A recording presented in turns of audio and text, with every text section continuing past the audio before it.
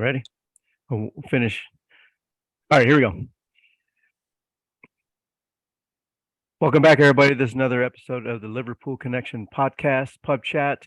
We're obviously not at the pub today, so we're going to try to have a little crack today. We have Julian is here, our group expert, our subject matter expert. We have Glenn King Joffrey in the house again, and then everyone's favorite piss taker, wind-up merchant, Rob Hayward, all the way from. Are you still in Florida, or you get kicked out of there yet?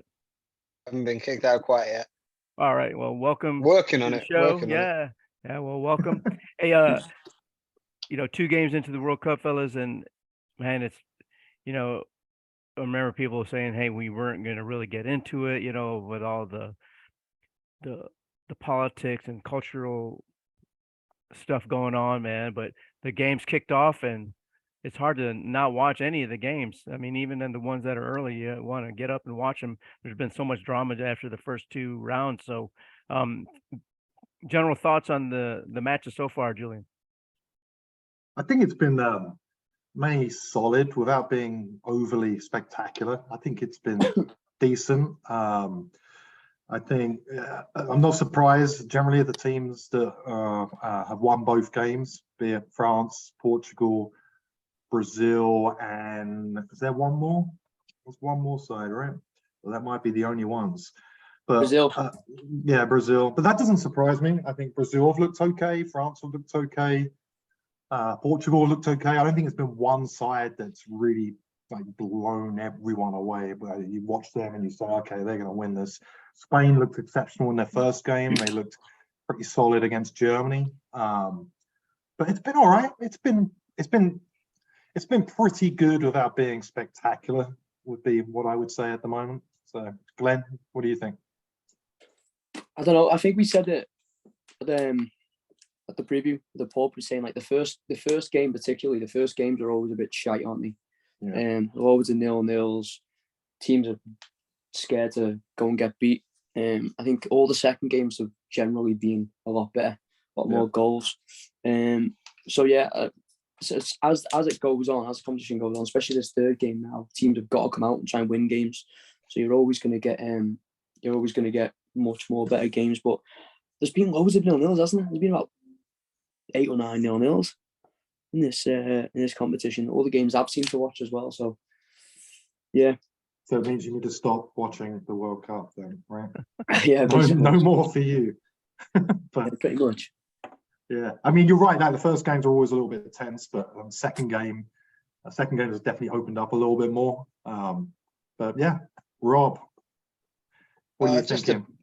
Just to piggyback off what Glenn said there, it's much like the Premier League. We've always said you don't win the Premier League before Christmas, but you can lose it. And going into the first game or two, you can't win the World Cup in the first game, but you can set yourself up for a hell of a hard time, not only by even not qualifying, but coming second in the group. You then come up against the Brazil, Argentina for the round of 16. So it's okay. And this is a totally different World Cup to anything we've ever seen, because they had a week before to get organised. And I think you're seeing that in a lot of the teams as well. For me, the best games so far, I haven't included the big games. As Julian, I spoke to you earlier about, there was the game today. What was it? South Korea versus Ghana. Just the enthusiasm and the energy going into that, I think is fantastic. And for me, these early rounds, that's what the World Cup is about. The story, not necessarily big. We know who's going to end up in the finals, give or take.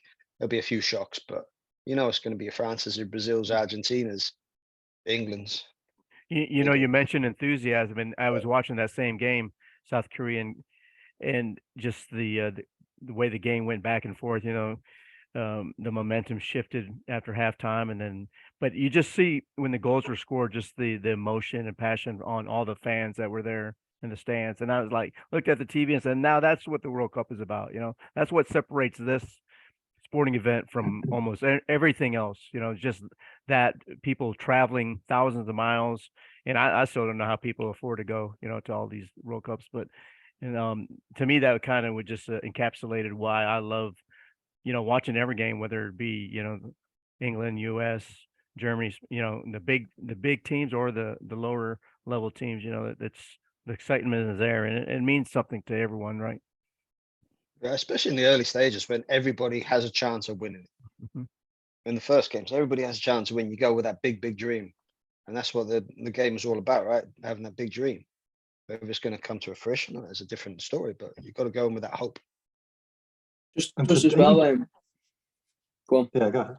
Well, even today, what I was going to say was like this. Obviously, we're recording this on the Monday, and there was the Cameroon-Serbia game as well. I didn't see it. I watched some of the highlights because it was like a 4 a.m. kickoff here in Austin, Texas, and that was 3-3 as well. And you're seeing that teams. I think a lot of teams feel like they really have a genuine good chance at progressing far in this tournament this year, because I would say that a lot of the so-called lesser teams, that gap is getting a little bit closer than what it ever has previously before. Especially you look at the African sides and you compare it to 20 years ago, huge difference, right? You're seeing some real quality teams at the moment. So, but yeah, sorry, Glenn. No, I was similar point really.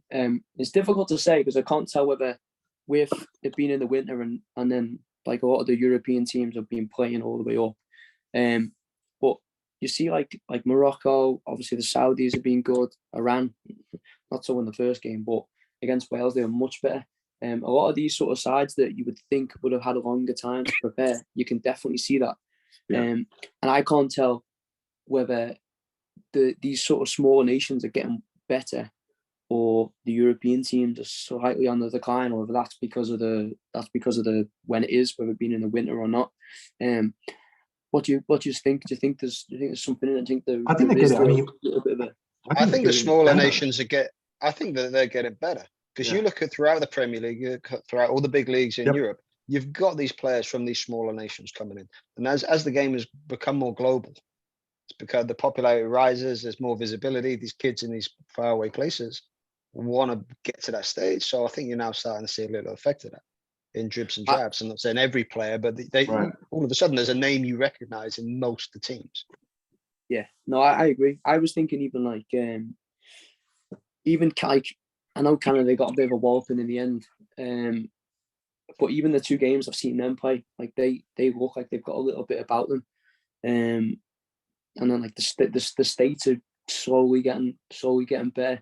The African team, like you said before, all these sort of small teams like South Korea and Japan as well, they all seem to be sort of just getting that little bit better. But again, I don't know whether it's because the European nations are on the slide or it's because of the time of year. I don't know, but it is interesting. It makes it a lot better.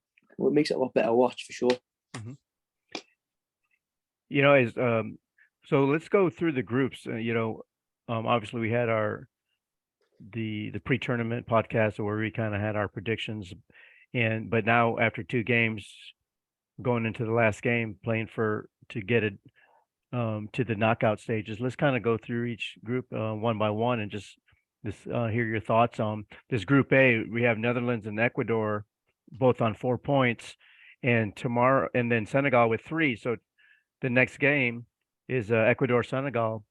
Obviously, the winner of that will advance as second place. And I know we mentioned in that other podcast that to me it would be embarrassing for Senegal not to advance out of this group just because they're the African Cup of Nations, champion, and Ecuador finished 6th in their qualifying group out of CONMEBOL. So, but that's going to be such a great game because Ecuador has shown a lot of technical ability in this first 2 games.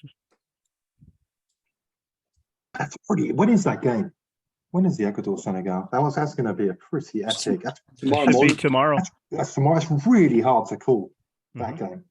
Obviously Senegal. We know they miss Mane big time. That's impossible to call that one. It really is. Couldn't tell you. Having seen a little bit of Ecuador, I wouldn't be surprised if they go through. Yeah, I agree with that. I've really liked Ecuador. Watched them against Holland, and I thought they looked really, really good. Yeah, one thing as well, you say, Steve, saying about Ecuador finishing 6th in thing, and I know what you're saying, but this Copa America or these South American teams, there's like Chile and Colombia both didn't qualify.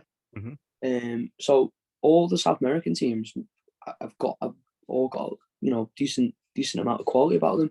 But I would, if I was to say, obviously, from what I have seen, I would go Ecuador. I think Ecuador will do Senegal. Mhm. Yeah, I mean, good call. That's going to be such a great game. Obviously, whoever gets the result.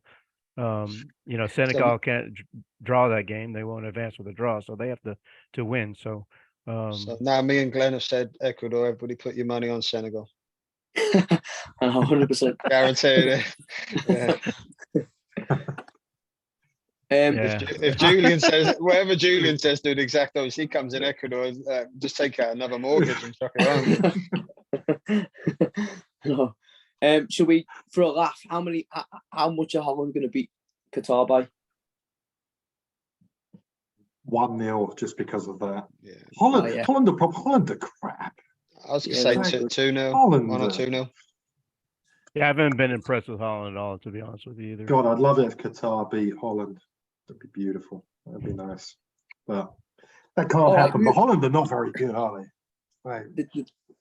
No, I mean, I always seen them against Ecuador. I didn't get to see the Senegal match, but I thought they're just a very vanguard, like Man United, sort of just a bit boring, aren't they? Like Holland, for me, as a kid growing up, were always the team to watch. I mean, remember the players back in the day when you had your iCard, your Hullets going through and all that. That's Holland. That's what you recognise Holland. Yeah. And their style of players, I mean, it's always been the way to play from their academy. Look at Ajax's academy, the players they produce, and you want to see the Holland national team playing in that ilk as opposed to. And if you look at that side now, even there's not even that many like exciting players, like other than probably the John or whatever. The Pie's pretty good. He's all right, isn't he? But there's no one like, remember what, like you say, and even if you go back like 10 years ago, some of the players. Robin and players like that, yeah. You're still struggling though, aren't you? If you're going to a major tournament and you're relying on Memphis Depay as your main striker who's been injured and's barely played, who I don't think is that great. And Holland have had that problem up front for he's years. not really a striker anyway, right? They took like Ryan Babel a few years back, didn't they? And he was like, they barely played. But they lacked a striker for a long time, Holland. Well, ever since Robin van Persie, wasn't it? Yeah. Yep. All right, moving on to that big game then. Okay, yeah. So Group B, obviously, some interest in that among the crowd here. So we have England with 4 points, Iran with 3 points, US with 2, and Wales at 1. Obviously, the big game for second place, tomorrow? really. Yeah, the England Wales. But USA and Iran, the winner.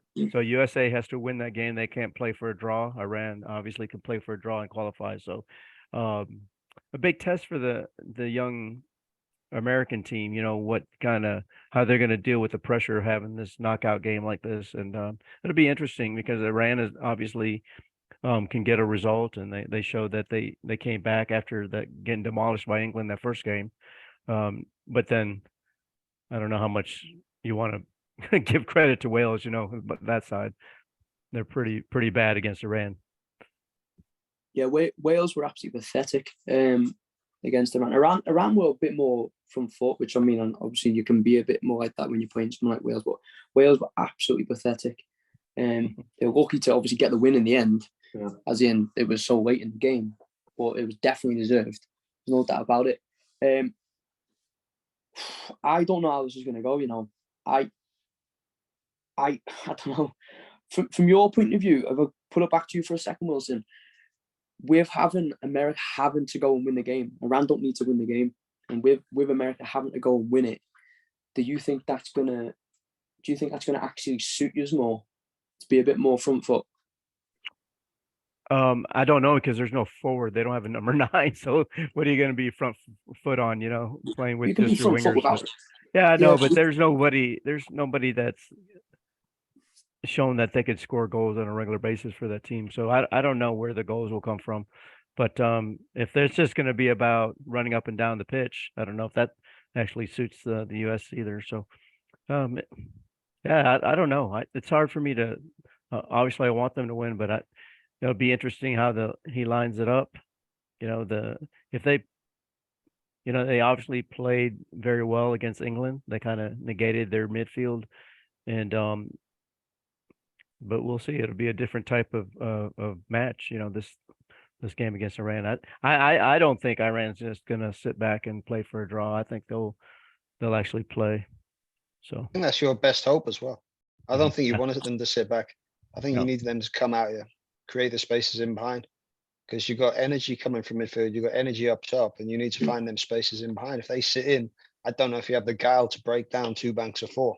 No, I don't think so. But to be honest, that's sort of where I was going with it, because you with us, so with the Wales and the England game, you sort of sat in and you did well and you counter-attacked really well. Like you've got so much energy in the middle of the pitch and then the pace. See, I didn't think US sat in and counter-attacked that much against England. Looking at it, I think they dominated the midfields, and I could not believe how. Yes, England were very poor, but the US dominated that midfield every time the ball came from Maguire or Stones into Declan Rice. He was outnumbered 2-3 to 1. Yeah, they just crushed it, and then they gained good possession high up the field to attack. So that's why I say maybe with a team who's a little bit more forward thinking than the England's centre backs were, create that space in behind for the US to go in behind. So maybe if Iran do come out, England sat in more than USA did. We sat back more than USA, and we let them come at us. And well, the most shocking, I heard the most shocking post-match interview from Gareth goes, "Oh, we dominated the game with our centre backs." And on the side, I think, how do you dominate a game with your centre backs? Yeah, they literally passed it along. They're top of their 18 now, but you dominate the game in the midfield. If you win the midfield battle, you win the game 9 times out of 10. US won that midfield battle. We didn't win it because of our centre backs. And he's doing what he's done for the past few tournaments, and he's also doing what he's done with the formation for the past few tournaments, which is protecting his centre backs, because he knows that the centre backs is the weakest area in the England side, which is why we play a certain way. And I think he does that on purpose. He knows that you have a back three essentially of Pickford, Maguire, Stones. That's not the best in the tournament, you know. It's barely the best in the group, right? And so I think he tends to protect them, and he did that in the Euros with Rice and Calvin Phillips sitting in front as well. But it means you sit so deep as well. Yeah. But there's that's the strange thing with Harry Maguire. Harry Maguire was man of the match for England on last Friday. 100%. Yeah. So he was the best player on the pitch for us, which is a sad indictment right now. But because he was the best player on the pitch, he's also the worst player for the team. And what I mean by that, he has so lack of pace that we have to sit so deep. And we have to build up from the back. And we're not good enough to build up 90 yards up the pitch through our midfield. We need to be playing a high line so that way we're getting our midfielders up in the support of our forwards in their part of the field where we can utilize our attacking talent. But having Maguire at the back, even though he's our best player, we can't take that risk because he doesn't have the pace. That would get exploited every time by a top team. So to turn it back to finally to the Iran USA game, I think that firstly, I think the USA are going to win this, and here's why. And I think Iran are under a humongous amount of pressure for this game, where I think the USA are not necessarily. And I think that if you saw the news today, it came out about the players' families from Iran being threatened for if the players don't sing the national anthem, and there's all this pressure on them. And I feel with the way, going off as well what you said, Rob, the way Iran set up, and also based on what we saw Iran and how they played against England, I think this is an ideal opportunity for the USA to win this game. I think it's there. I think it's there for the taking for them, honestly, because I don't think Iran can play a particular way of sitting back and being defensive. I think they are fairly open. Where when Iran played against Wales aren't that. They don't have that energy going forward. So you kind of had that chess match situation, which is why Iran got something out of that game. But I think USA will win. I really do. Here's the danger for the USA.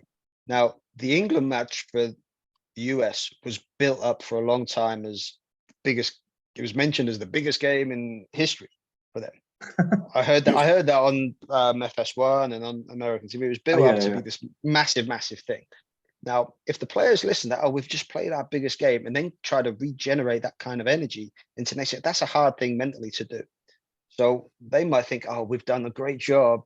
Now we've got, it's just Iran now. And there's a psychological aspect. So the biggest danger for the US is the US themselves by not being able to get themselves into that same mindset that they had against England. Yeah, but at least for the US, they can't play for the draw, so they do have to go and win the game. So I think that'll help them. If they had to just settle back for a draw, I don't think they're mature enough to even play for a draw, to be honest with you. So yeah, there's going to be a lot of pressure on both teams tomorrow. So are we all saying USA are going to win then, or what? I do. I think that. Rob, what do you think? I honestly don't know on this one. It could go either way. I don't know either, but I'm going to pick the US just because. Wonder why? You can't pick Iran. You'd be banned. No, I know, right? I'll Super pick soccer USA. Fan. Okay. I'll pick USA just so everybody who's watching this will be so appreciative of my support, right? Can you imagine? Hey, we already said you're the biggest piss taker, so we don't. Glenn, please pick Iran. Come on. No, I was going to say, can you imagine if this is a draw and Wales somehow beat England? I think they have to beat them by 4 or something like that. No, not if it's a draw. Not if it's a draw, they don't. Yeah, they have to. So it's Wales. If Wales won, go through. If Wales won 1-0, and this was a draw, then Wales would go through. Oh, really? Yeah, which I mean, there's absolutely no chance of happening because Wales are absolutely so shit. You sure that's true? I thought it was. Wales have got 1 point. USA have got 2, and Iran have got 3. So yeah, Wales win. They'll have 4. And then Iran would have 4 if they drew, but they would have the head-to-head. But Iran have scored. Iran have conceded 6 goals against England. Okay, is that the first tiebreaker then? Okay. Yeah. Okay. Anyway, it's not going to happen. So yeah, it doesn't matter. Okay. So we go on to Group C. Yeah, Group C. So this is interesting, right? Because Poland has 4 points, Argentina 3, Saudi Arabia has 3, and Mexico with 1. So tomorrow, or the next game is Argentina plays Poland, and Saudi Arabia playing Mexico. So Saudi Arabia has the opportunity to leapfrog either Argentina or Poland if they beat Mexico. So and Mexico's not mathematically out of it yet either. So this is the last game in this group. Everybody, that whole standings could change, after the match day. So yeah, it seems like Saudi Arabia, that was a surprise result that they had, and I don't know. I mean, this is a close group. I don't think Argentina has really, lit a fire under anybody. I don't think they've been too impressive. Poor, weren't they? I mean, that was a surprise. The first game, they weren't a lot better, but they were definitely better the second game. Messi, of course, was brilliant goal. I think Argentina will kick on from here.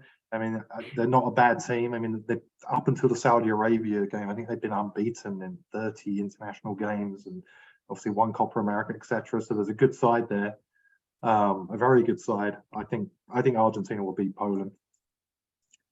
The other game, who knows? I couldn't tell you. Don't know. Saudi Arabia. I really want the Saudis to win. Yeah, I really do. They're just mad, aren't they? They're just so fun to watch.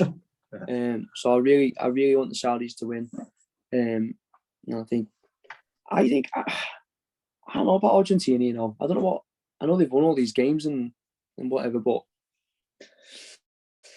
I can't see them winning this or getting a decent team. Argentina, I think they'll get knocked out.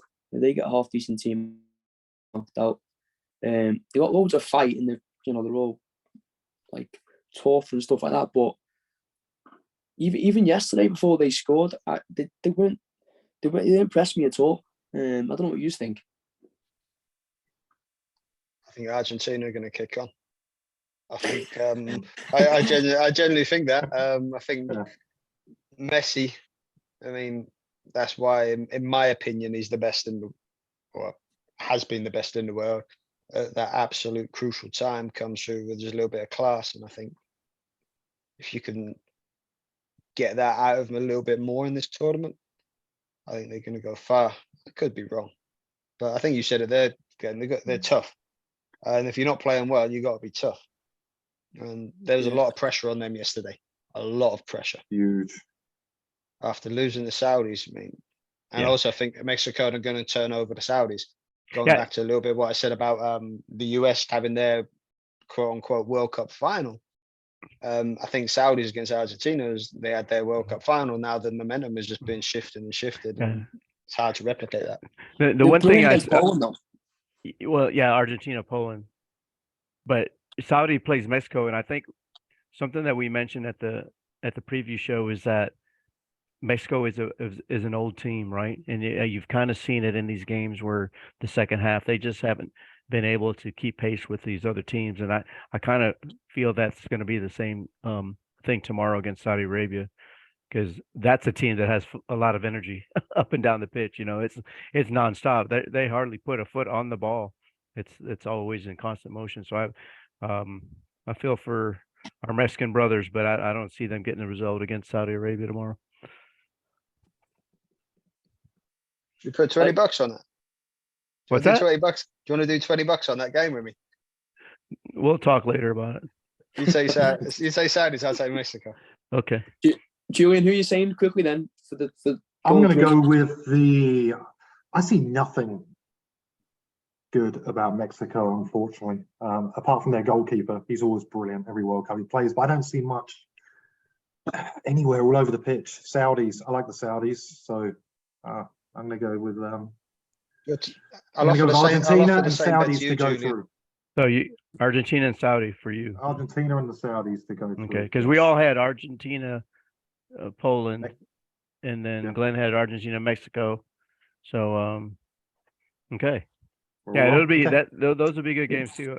I like these groups that both games are worth something. So, going to Group D, we have France with 6 points, Australia 3 points, Denmark 1 point, Tunisia 1 point. Obviously, Denmark, very disappointing with only 1 point after 2 games. Especially, I think all of us had them winning or coming in second in the group, which they still can. Obviously, they play. They play Australia tomorrow, so that'll be for the second place of the group. How do you guys see that, Denmark, Australia? I haven't really seen much of Australia. I think Denmark will have too much quality for Australia in this.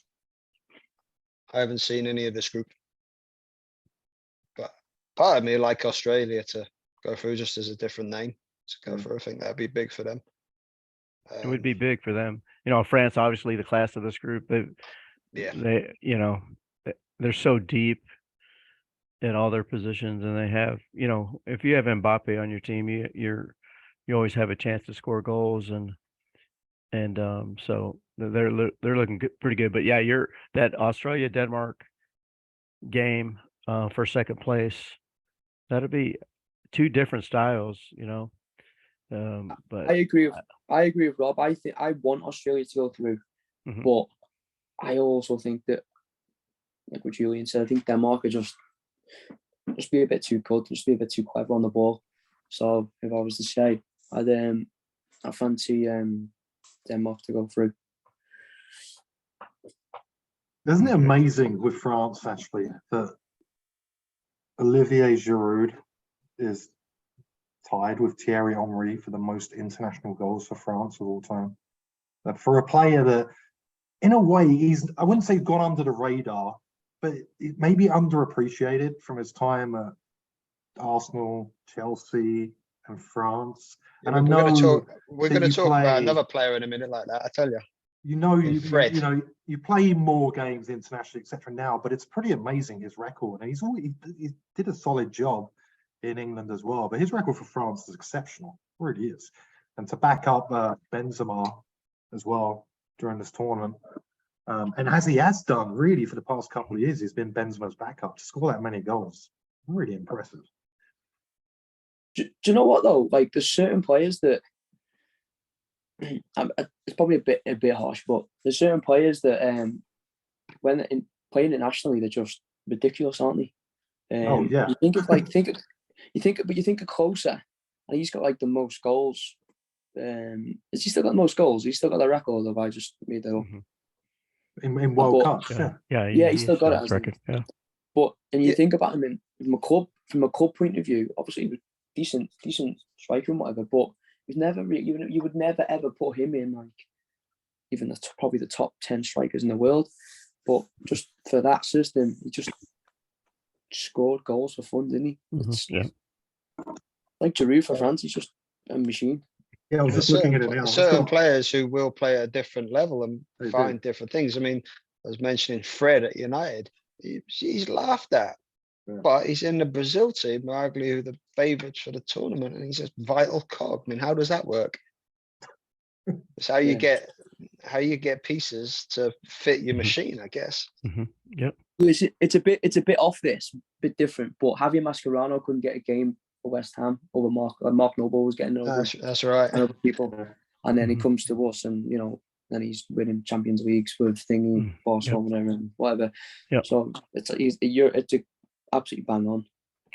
What you say? I'm not putting Fred in Javier Mascherano. All right, so we're still all thinking France and Denmark Denmark's gonna find a way to qualify. Okay, good. I got a suspicion on Australia, and that's based on nothing apart from. Oh, I like it. Gut instinct. Apart from you're happy that Neighbours is coming back. Oh, amazing! Isn't that good news? Hopefully, Charlene comes back. Annalise, Mike and Jane. I met an Annalise lookalike the other week. So we go to Group E, where Spain has 4 points, Japan has 3, Costa Rica has 3, and Germany has 1. What a crazy beautiful group. picture! Beautiful picture. Let's all celebrate that. Let's take a moment to just be happy at how that group looks right now with the Germans right down the bottom. But it's crazy to think that Japan beats Germany, and then they turn around and Costa Rica beats Japan. And then there's a coach getting too smart for himself, right? Switching 5 of his starters out, thinking he can rest them for the last game, and then they get beat by Costa Rica. So and then Germany scoring a goal late against Spain to really give them at least a little chance to try to still qualify into the next round.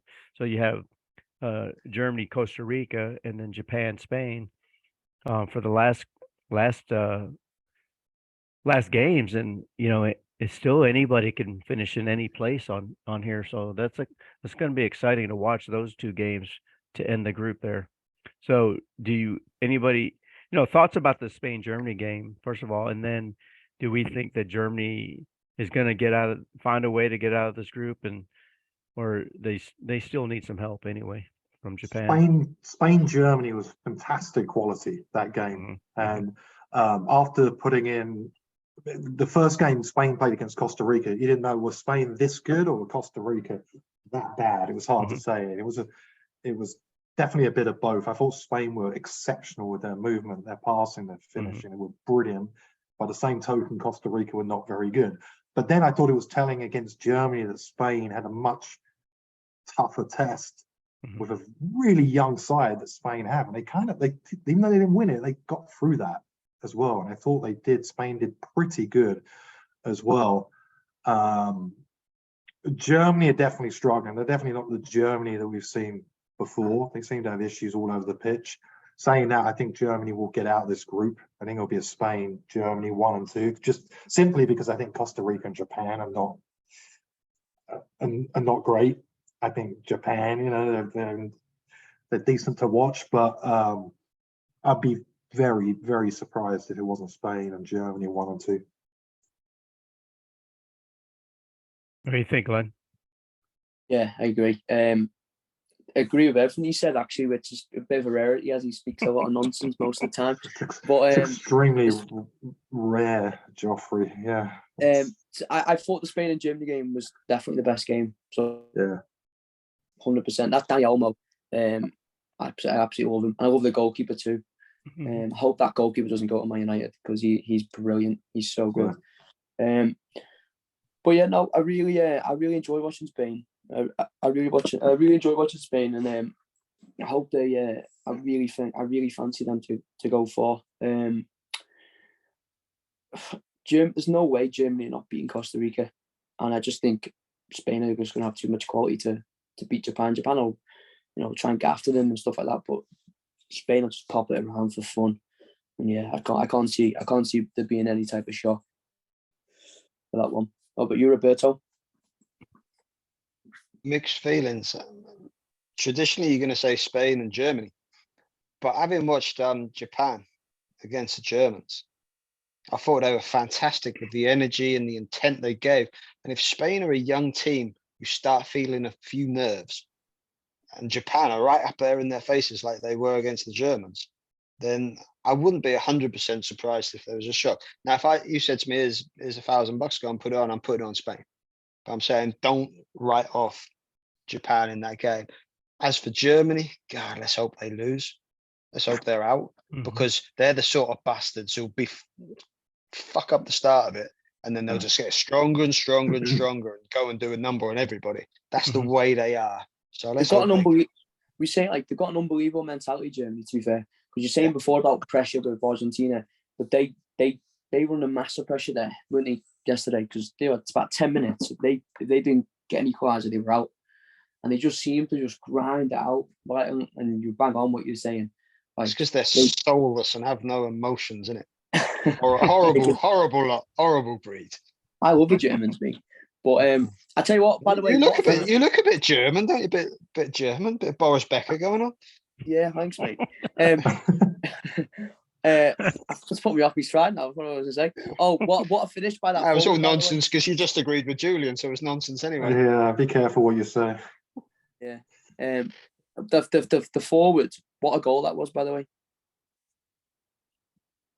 The German striker. No, did anyone watch that? No, yeah, that was. I mean, it saved them. It gives them an opportunity to advance. So we'll see. Yeah, and Japan really can't play for a draw because Germany's only one goal on the bad for the goal differential, so they have to really come out and play anyway and try to win that game against Spain. So that's a great group, by the way. It's a great group. It is. It really is. That's fascinating stuff. Okay, group. So we're going to go Spain and Germany, everyone, with the outside chance of Japan, maybe.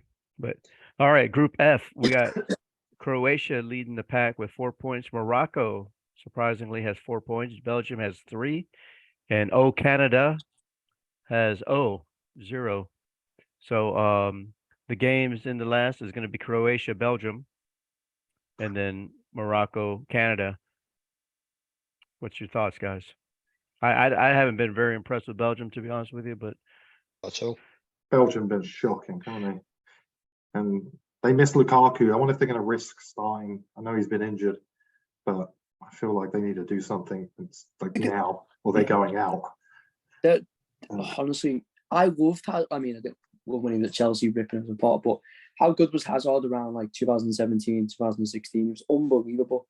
Yeah. But how is he starting games for Belgium? Like, you could even say, how is he even in the squad? Like, I mean, how is Calvin Phillips do with England? Same thing, right? No, he hadn't even played. He's in the squad, yeah, but he's in the squad and he's totally different, mate. Well, that's the conversation, Glenn, isn't it? He's the captain. The big conversation is that Trossard should be starting. Yeah, 100%. You've got Trossard in there. Batshuayi is what? Like, crap. It's insane. This whole thing about this Belgium, it's a bit of a myth anyway, isn't it? That Belgium have got these unbelievable golden generation of players. I'm not sure. Even 4 years ago, even 6 years ago, when everyone was banging on, I'm not sure about it. It was as good as what people were banging on about anyway, to be honest. But well, they had a decent, maybe not now, but with the two centre backs are pretty good enough to win a tournament. The goalkeeper's really good. Okay, I'll give you the goalkeeper. De Bruyne's good. Lukaku is. De Bruyne has not played up to his usual levels during this tournament. But 4 years ago, like I still think that they bang on about this big, amazing Belgian team. But I mean, look at all the other countries. Look at France. The manager didn't get it right, did he? I mean, but they're definitely, the talent has been there over the past 4, 6, 8 years or whatever, and they haven't performed at any major tournament, well, have they? really, No. for the ability. I'm not saying they could have won it, but they should have done a lot better than they have done. I think they're going out, honestly. I think it's going to be Croatia and Morocco. I think You it's know, gonna be- Morocco is interesting because they play Canada, and neither one of them teams know how to just possess the ball. They're just up and down for a track meet, man. So that'll be interesting matchup for them. And Morocco, all they need to really, if they beat Canada, they're in. So Croatia, Belgium, Belgium has to come out and beat Croatia, and I have to hand it to Croatia. They showed me something a little bit different against Canada the other day. They showed some maturity, man, and some the patience that I didn't.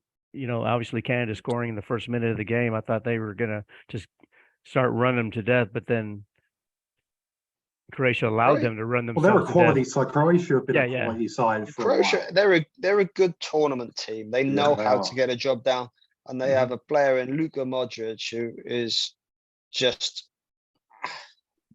he's world class even to Yeah. this day, because he never had devastating pace, so he hasn't lost any pace. But the thing that has happened though is his mind has got sharper and sharper and sharper to understand what's going on around him, and he's got people doing his running so he doesn't have to. It's funny. I always laugh that they don't even, when he gets the ball, they don't even pressure him. They kind of just like, point. we will just pass it off. We're not gonna, you're gonna create space behind us if we try to press the ball on you, and they just kind of back up. And it's interesting to see because he's 37-year-old, playing center mid if he hasn't lost a step. So you're damned if you're doing, you're damned if you don't with someone like Modric. If you go and press him, he's just going to make you look silly. If you drop off him, he's going to pick a pass with all that time to get his head up. He's just class, and he will dictate the whole game for you, much like Pirlo used to do for Italy back in the day. So that Croatia Belgium players. game going to be quite the game, Yeah, I think Croatia will do him. Feels like a draw, that. Yeah, I can see that. Croatia and Morocco to go through. Yep. Anyone disagree? Just touching on the Belgium thing, I think they've always had some top players, but I don't think the balance of their squad has been good to get results. Much like we said earlier, you have to have the right parts to fit the engine you want to put together, and they haven't always been able to put those parts together in the most efficient way. As one-offs, they could probably beat anybody, but as consistency needed, not so much. Yeah, agree. Group G. Group G. So Brazil 6 points, Switzerland 3, Cameroon 1, and Serbia 1. So the last game would be Brazil, Cameroon, and then Switzerland, Serbia. So still second place up for grabs in that group. I don't think that position's going to change much. I think it's going to stay as it is. That said, anything can happen. Look at the results so far. But I mean, you can see Brazil are going to turn over Cameroon, you'd imagine. Yeah. So this is the thing, right? Is with it being with these teams that have already won, I know we're going to touch on Portugal in a minute. You just wonder what they're probably going to make. The thing is, you make 7 changes. Brazil, and they're still going to be absolutely mustard, aren't they? But you just wonder whether. Do you think they will? I mean, think about it this way: for this World Cup, there was no time before the World Cup to get your team working. I think a coach would be better served by playing his stronger lineup to get that continuity going. You can't make because the turnaround. I mean, I get what you're saying, but the turnaround in games is so tight, and we're also still mid-season. We're not at the end of a long season. I get it. So there should be that freshness. But you've got to factor in the like where they're playing as well. Like it's fucking hot out there, isn't it? Is it that hot with those big air conditioner things I keep saying? I don't know. Not just sticking their head up against the Molly. Yeah, it's just all of it. I don't know what difference they make. I mean, I think they'll make a lot of changes, and like I'm not being funny. You're changing like Jesus for Richarlison, and you're changing Anthony for Vinicius and whatever. Do you know what I mean? It's not like there's not that much of a difference of what they're going to do, but I don't know whether it might not be the worst thing for Cameroon. It might not be the worst thing for them because they're already through, aren't they? So they're already through. So how important is it for them to go and win again? It might sound daft that, but I wonder whether it will actually play into Cameroon's hands a little bit. He's going to be thinking the Brazil. I mean, he's going to be thinking, okay, we're already through.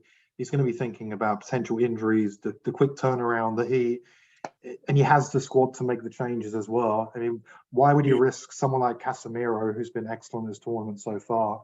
Why would he risk Thiago Silva as well? Continuity. Age? And I get that. But that's it'll be interesting to see what he does. Because the thing is, he has the quality of players where he can rotate, and I get the continuity as well. With the 5 subs, that makes a difference there. It does.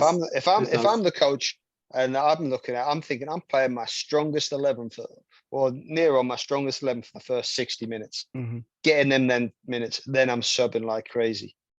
That's what I'm thinking. Because I don't. If I'm coaching Brazil, and we win this World Cup, I don't care if I've half killed my players. If we win this World Cup, I don't care what state they really go back in to their club as much, because my job is to win the World Cup. So I'm not necessarily there to protect the players.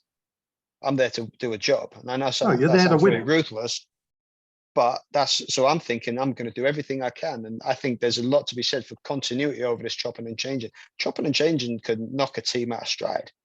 Yeah, it can. I agree. I do agree with what you're saying. When I'm saying about changes, I'm talking maybe 4 or 5 changes. And it might be a case of those lads that are coming on right now anyway, on the 50, 60, 65, 70 mark, whatever, those changes that are getting made anyway, I reckon those lads that are coming on are probably going to go and do 60, and then the others are probably going to come in. So I reckon you might see maybe the keeper. You might see the keeper maybe come in the same. What's his face? The City keeper come in. You might see the same similar back 4, but then maybe the change of midfield, a couple of changes up front. So maybe 4 or 5 changes they might make. But anyway, they've got so many good players. They might drop Fred. Yep, might put Fabinho in. Who knows? Yeah. They have the options there, don't they? But anyway, I think he'll make a lot of changes. So does Glenn. Rob doesn't. Wilson, what do you think? I'm going to agree with Rob that he plays his starters for 60 minutes and then he takes them all off. All right. And then he subs in. Who's going through then? Who's going through? So in that group, Switzerland. Brazil, Switzerland. Yeah. Right, next. Yeah. Yeah. Last group. Switzerland. Yeah.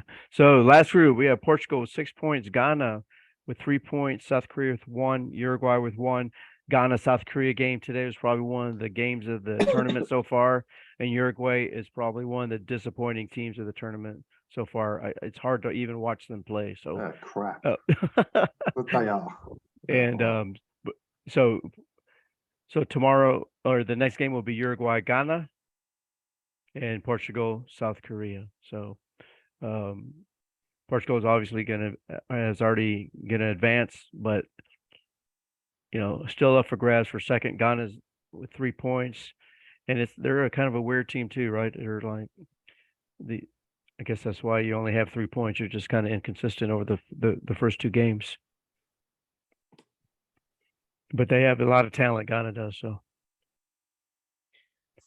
I think Ghana are going to beat Uruguay, and Ghana go through, and because of what happened with Suarez as well, I think it would be a little bit fitting that it happens. Yeah. I really like South Korea today. I really like watching them play. I felt like they deserved the point. Yeah, but can we talk about that game where what's his face? The English ref Taylor, didn't give a corner at the very end. I know he added a minute to the 10 minutes that were already extra time, but to not allow them to take the corner. Obviously, it's a shocker. Come on. Time is time. Yeah, okay, it is, but common sense is common sense as well. And we know Anthony All right. Taylor. He loves the Is- attention. Don't blow the full-time whistle when it's a corner. Like, Here's use some the common question. sense. Come on. At what point did that ball go out of play? Come on. 101 minutes, right? It's not like it went out of play, then they were taking loads of time to take the corner and he blew it then. It had gone out after the allotted time, I plus get- some had gone out. I get the And time so- is time thing. I get it. But the ref's got to be a bit more. This is, It's for- got- come on. here's the crux of the problem though. If I'm South Korea, I've had, 101 minutes to win the game. If I'm blaming it on the referee for not allowing me to take a corner at the end of that time, then there's bigger problems. I've had Cool, yeah, 101 minutes. And if So my name is, if I'm using that as an excuse, I probably haven't done what I should have done in the other load of minutes in that game. I know, so but if my name is, I think it's inflated this. if my name is Julaine Kim, right, and it goes for a corner and it's the World Cup and the referee blows the whistle, I'm gonna be livid. You know? Oh, well. You're gonna be pissed off. But No, I Shouldn't know, have, but- shouldn't have rolled around on the of floor if you course, wanted yeah, more of course time it to shouldn't. play. But still, I think it was a little bit shitty. Absolutely I not. do. Well, If you Taylor's want the defense, full he allotted played time, one- stop rolling around on the floor. Play the fucking game.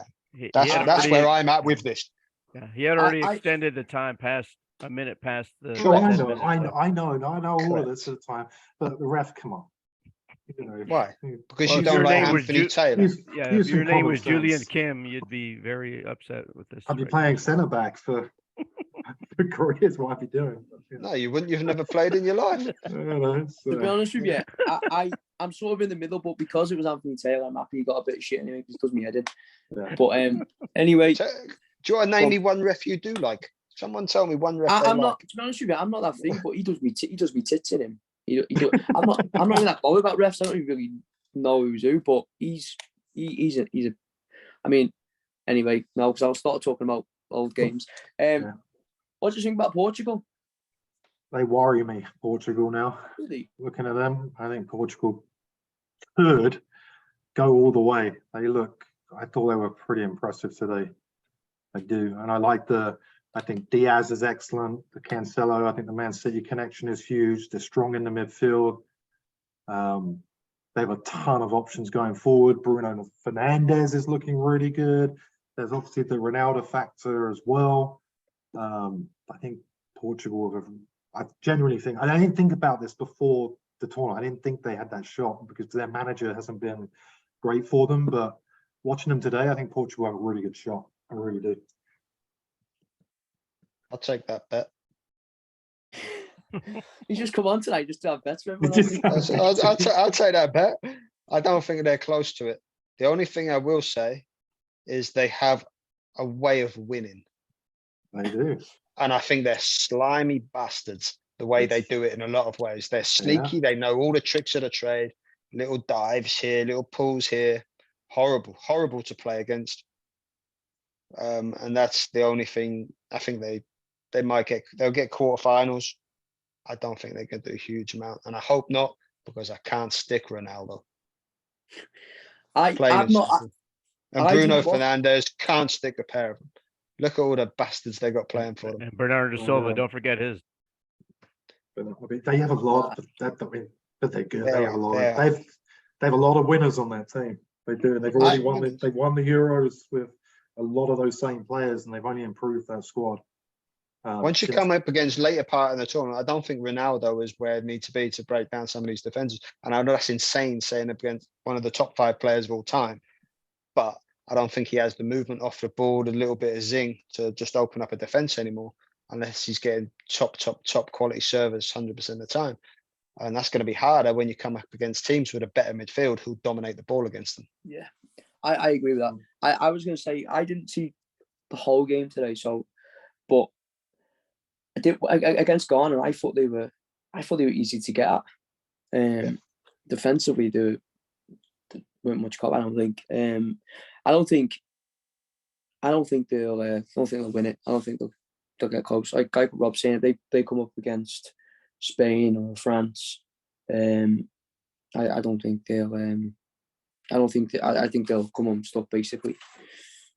So anyway, that's the last group. So we're all saying what? Portugal, Ghana, or what? Portugal, Ghana, yeah. Okay, well, Yeah, I think Portugal, Ghana. So with what you, I can actually see Uruguay beating. I know. I can see that because they've got some players, and if they all of a sudden a little bit of individual flair come through, they could do a job. yeah. Did you see the game today? Which one?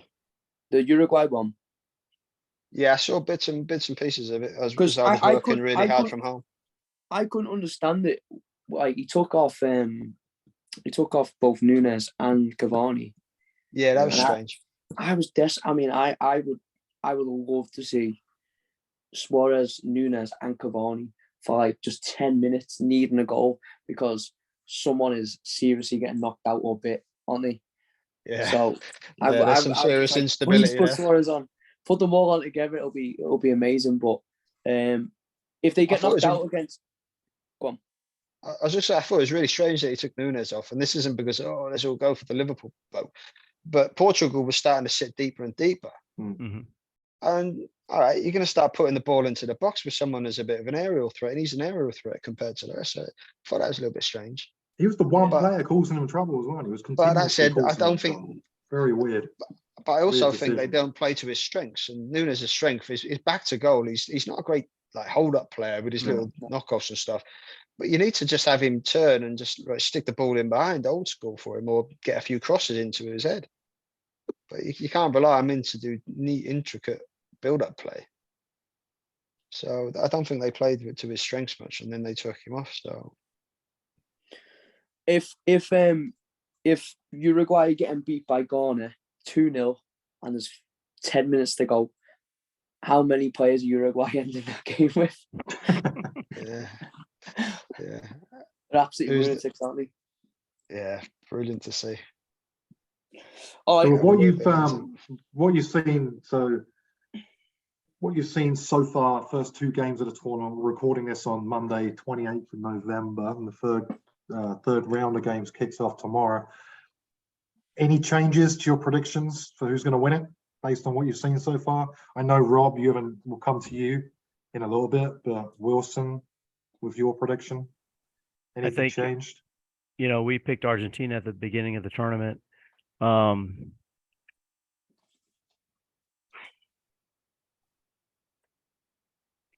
do like that France team, man. They look strong. So if I was going to change it, I'd change it to them probably. Do you want to do Argentina first? I'd still think Argentina, although I think everything's, we'll see, but I think it could well be heading for an Argentina, Portugal, Messi, Ronaldo showdown. Can you imagine that? That could happen. From what I've seen so far. But Glenn, what do you think? I don't live in the movies. I said Spain. Yeah. Sort of Spain/Brazil, because I've always had this weird thing about Spain, and they might come unstuck against a better, stronger, more physical team. But no, I'll probably say Brazil, which I couldn't really choose between the two of them, so I'll probably go with Brazil. What about yourself, Rob? It's coming on.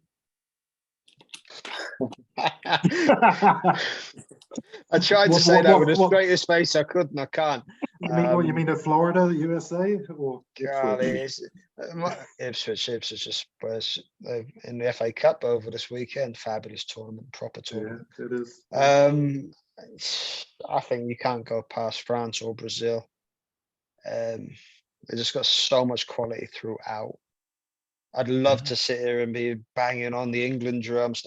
It's coming on for real. We got this, but we're shite. USA made us look bang average. Absolute credit to them. I'll take the piss all day long out of everyone and everything, as you all know. But I'm also a pretty honest person, and the first to hold my hands up when either I'm wrong or we're shite, and we're a shite. So I can't bang that one. But I'm going Brazil because France are France. they have that mentality where all of a sudden they can all implode. Yeah. And we haven't Mhm. seen that yet. I hope to see it because it's brilliant when it happens. So I'm going Brazil. I'd love to see Argentina win it because I think that would Yeah. potentially put to bed the who's the best ever player, and that could swing it to Messi. Yeah. And I think Yeah. that'd be a great story. Cool. Nobody said USA. No. we just hope to beat Iran. You know, all I wanted to do was get to the knockout stages, and so that's still a possibility for the U.S. They're a young team, and so we'll see what happens. Is the fact of the matter so far that if this tournament has taught us one thing, is that there's no certainties in this game. Anything can happen on a one-off game. That's why it's the best game in the world. I So agree Wales with to you win. there. Wales to win 5-0 then.